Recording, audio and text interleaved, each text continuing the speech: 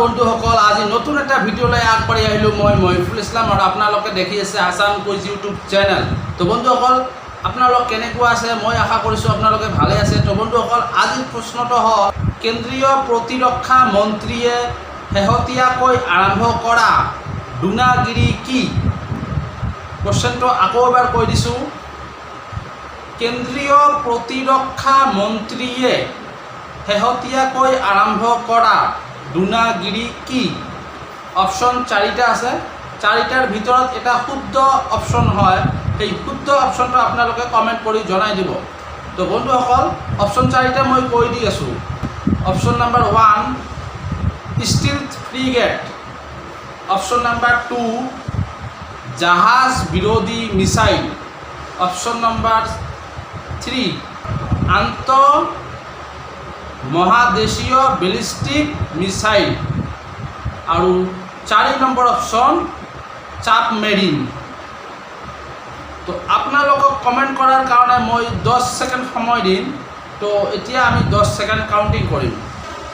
9 8 7 6 5 4 3 2 1। তো বন্ধুসকল আপোনালোকৰ 10 ছেকেণ্ড সময় শেষ হৈ গ'ল। তো এতিয়া মই শুদ্ধ এনচাৰখিনি মই কৈ দিছোঁ। শুদ্ধ এনচাৰটো হ'ল অপশ্যন নম্বৰ 1 ষ্টিলথ ফ্ৰিগেট। এনচাৰটো হ'ল ষ্টিলথ ফ্ৰিগেট। ইয়াৰে কিছু মই টকাখিনি কৈ দি আছোঁ। প্ৰতিৰক্ষা মন্ত্ৰী ৰাজনাথ সিংহে উত্তৰাখণ্ডৰ এটা পৰ্বত শৃংখলাৰ নামেৰে নামাকৰণ কৰা P-17A ষ্টিলথ ফ্ৰিগেট ডোনাগিৰি মুকলি কৰে। এইটো PSU গাৰ্ডেন ৰিচ জাহাজ নিৰ্মাতা আৰু অভিযন্তা সকলৰ দ্বাৰা নিৰ্মাণ কৰা হৈছিল। P-17A জাহাজবোৰ গাইডেড মিছাইল ফ্ৰিগেট আৰু ডোনাগিৰি হৈছে চতুৰ্থ P-17A জাহাজ।